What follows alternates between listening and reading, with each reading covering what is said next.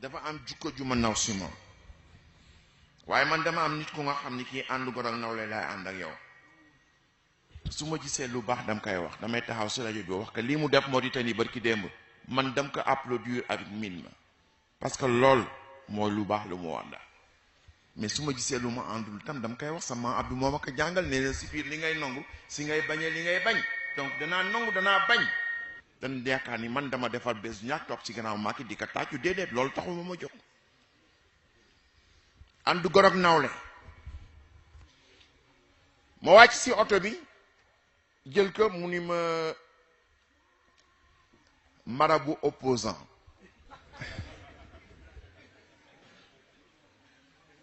ma ne ko président te ñu màggal yonent bi rek ñu ngi si gàmmu gi loolu moo ñu fi indi rek mu ni ma marabout opposant ñu dem ba réception bi jeex mooy théâtre ci loxo bi yóbbu ko mu ni ma kon le deuxième mandat c'est plié ma ni ko lu tax mu ni ma déggoo li xalifa bi wax ma ni ko président 2019 la ñu wax 2019 il y a beaucoup d'eau qui peuvent couler sous les ponts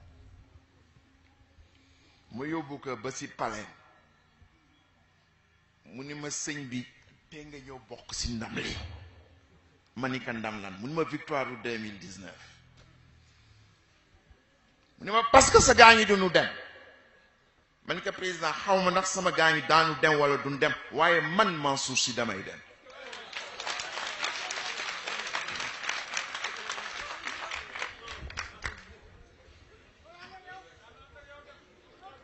mu ni ma foo ko teg ma ni ka dam ka teg sur le fait que gawma loi gawma droit gawma constitution benn mbir dong laa gëm mooy le rapport de force et le rapport de force évolue rapidement Yaya Jammeh 25 ans en 3 mois rapport de force bi en défaveur Mugabe 40 ans en 10 jours le rapport de force a changé ma ni que le rapport de force d'ici 2019 léegi tu as le rapport de force en ta faveur lu la neex nga def mën naa wax ni les résultats de 2019 sont déjà sur ta table parce que le rapport de force te le permet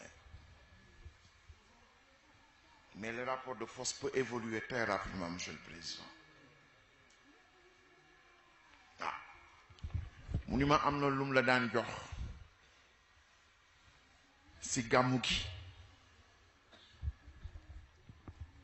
comme marabout opposant nga ren dam lay compal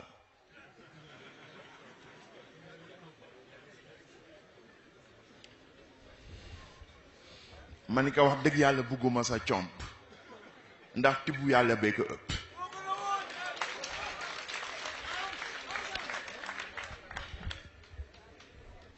si dynamique bu compal boobu si la nekk ba gàmmu gi tey dañuy léeb rek dynamique bu compal boobu si la nekk waaw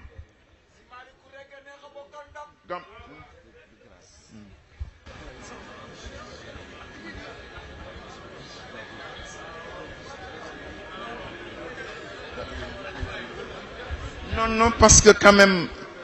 jël nga parole bi pendant très longtemps déglu naa la ngay expliquer affaire gouverneur ak yooyu loolu yëpp on a eu la patience de vous écouter monsieur le gouverneur mais je n'ai dit rien de grave man parce que quand même moi je suis là je suis pas là pour une politique je suis pas là pour la politique moi je suis là pour la République mais moi je suis là en tant que non je suis là en tant que citoyen écouter de la politique partisane ça moi je suis pas là pour ça non parce que ce que vous avez fait c'était de la politique partisane que vous avez fait, vous avez expliqué la position du président de la République, la position de la République.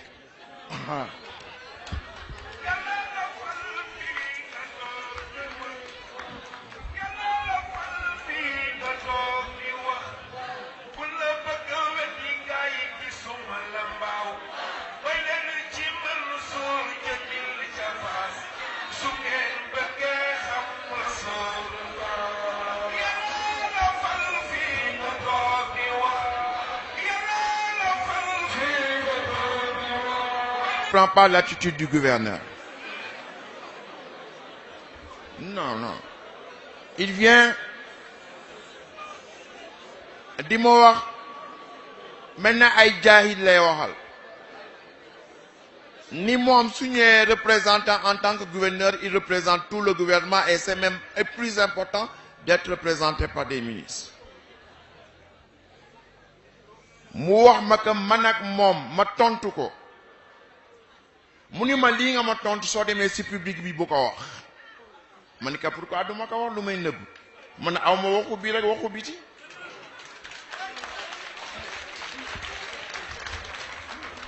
ma ni que ñi nga xam ne ñoo topp sama gannaaw il faut que ma expliquer leen pourquoi Macky Sall ñëw fii ñu ñaanal ko mu nekk président de la République mu daan ñëw fii di ronu tante bi xam dimension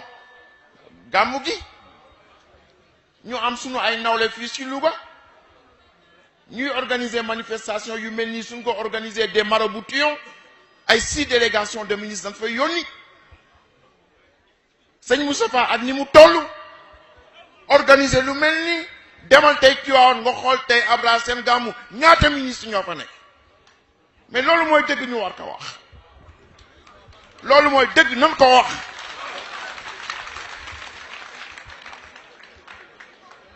soo ànd ak ñoom loo bëgg ñu defal la ko soo waxee ni man lii d'accorduma si ñu mareel jàpp na Khalifa Sall wax naa ko ni d'accorduma toog na ñoom ñoom ñu toog Niass toog Tanor toog premier ministre bi toog Dansokho toog ñoom ñoom ñu toog Djibo Ka toog man ni que lii nga dugg ci Khalifa Sall génn si doo si am ndam ñépp a ngi toog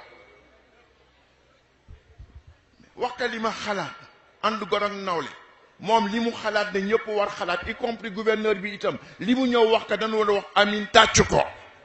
mais en quoi de partisan j'ai parlé ici ma wax na pendant au moins 20 minutes di wax ay waxu piccam ñu am kersa di ko déglu ñu jël parole bi di ko tontu mënu ko supporter mu dem yoonam comme Macky Sall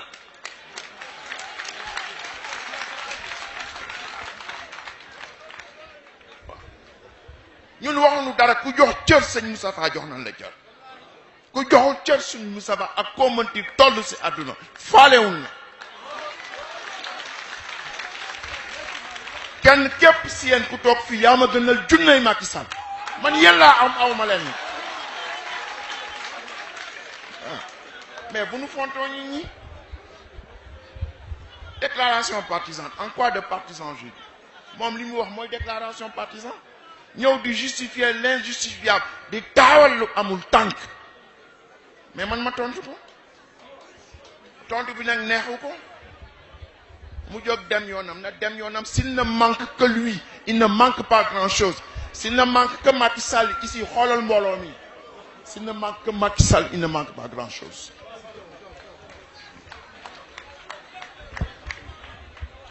s'il ne manque que le gouverneur là na dem yoonam ak ñi mu àndal mais xoolal lii mais xoolal li fi deew xoolal li fi teew s'il ne manque que lui il ne manque pas grand chose mais c'est une attitude qui n'est pas normale c'est une attitude d'irrespect il parle en tant que républicain il parle de la gouvernance vertueuse nous parlons de la citoyenneté vertueuse